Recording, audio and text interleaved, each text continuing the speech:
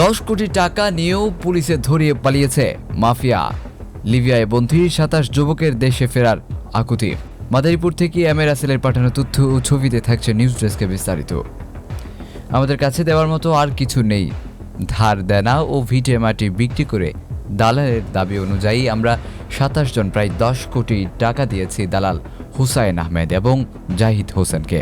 তারা টাকা নিয়েও আমাদের পুলিশের কাছে ধরিয়ে দিয়ে তারা পালিয়ে যায়।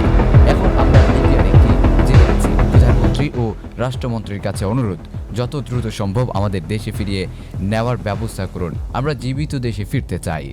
দালালের মাধ্যমে ইউরোপে যেতে গিয়ে লিবিয়ার জেলে বন্দী 27 যুবক তাদের পরিবারের কাছে পাঠানো এক ভিডিও বার্তায় এই আবেদন জানান। গতকাল সোমবার পাঠানো 7 মিনিট 12 সেকেন্ডের এই ভিডিও বার্তায় লিবিয়া গিয়ে দালালের খপ্পরে পড়ে 27 জন জেলেবন্দির কথা বলা হয়।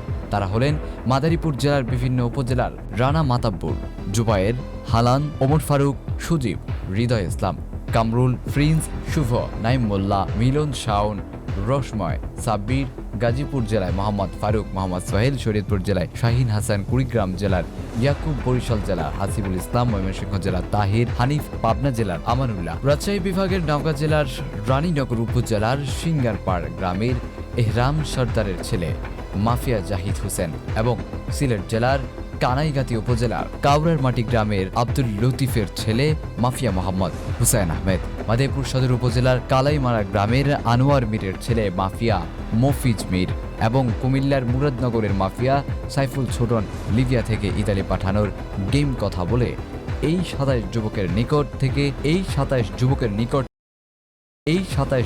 নিকট থেকে জনপ্রতি 35-40 লাখ টাকা করে প্রায় 10 কোটি টাকা নিয়ে তাদের লিবিয়া পুলিশের কাছে ধরিয়ে দিয়ে তারা পালিয়ে যায়।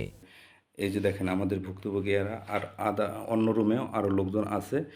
এই আমাদের এক মুরব্বী ইয়াকুব ভাই, সে কিছু কথা বলবে তার মুখে। আপনারা দেখছেন দৈনিক ভোরের আকাশ।